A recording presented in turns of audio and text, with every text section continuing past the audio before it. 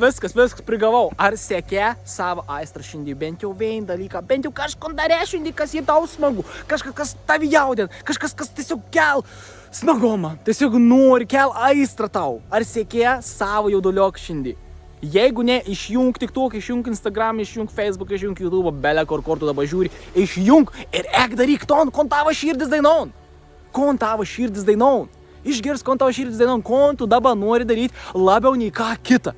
Ką tu nori labiau daryti negu ką kitą. Tiesiog eik ir sek savo jauduliuką, savo aistrą, savo norą. Yra du tipai aistrų.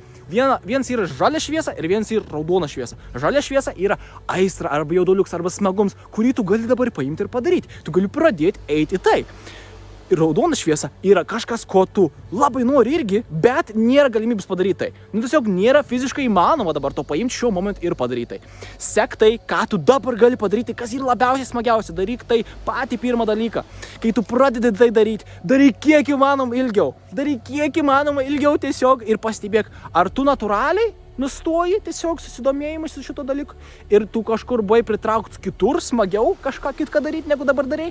Ar tai tavo ego sako, ne, nustok, tau reikia eiti indus išplauti. Pastebėk, kuris esi tu. Nes jeigu tavo ego, reiškia, turi kažkokių įsitikinimų, kuriuos reikia pašalinti. Bet esmė yra tame, kai tu seki savo aistrą, sek ana be jokio lūkesčių. Tiesiog dėl to nes tau smagu. Tau dabar ir tiesiog smagu, kaip man buvo smagu išvaryti šitą su dviračiu. Ir aš, aišku, galvoju, reikės gal kokį video padaryti ir aš padariau tą video. Ir aš dabar šneku apie tai, nes man ir tiesiog smagu. Aš seku savo aistrą, aš visiškai niek nesitiku. Aš nežinau, ką aš dabar pasakys po 5 sekundžių, nes aš stengiuosi kanaluoti save ir aš tiesiog išjungęs esu lūkestį, absoliučiai šneku bele ką. Bet daugam tas padeda, tai aš labai esu laimingas dėl to.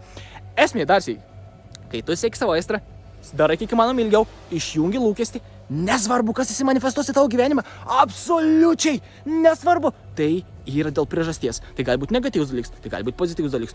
Išlik pozityviai būsenai, nesvarbu, kas įsimanifestuoja, kad tu gautum naudą iš to. Nes ta nauda gali būti kažkoks tai konstruktyvus, panaudojams negatyvą pozityviai. Nes kas išeina į viršų, pavyzdžiui, tu seki savo aistrą ir tu išmanifestuoji kažką negatyvaus, reiškia, tai kažkas, kas nebuvo susilyginęs su tavo aukščiausia versija, išėjai paviršių, kad tu galėtum tai pakeisti ir transformuoti. Ir viskas, kai tu seki savo aistrą, viskas, kas nėra susilyginęs su tavo aukščiausia versija, bus išmesta viršų. Sek savo aistrą čia ir dabar, kuo įmanoma daugiau. Tapk sąmoningu, nebūk ant autopiloto, ant automatizacijos ir neskrolink tam social media visą dieną.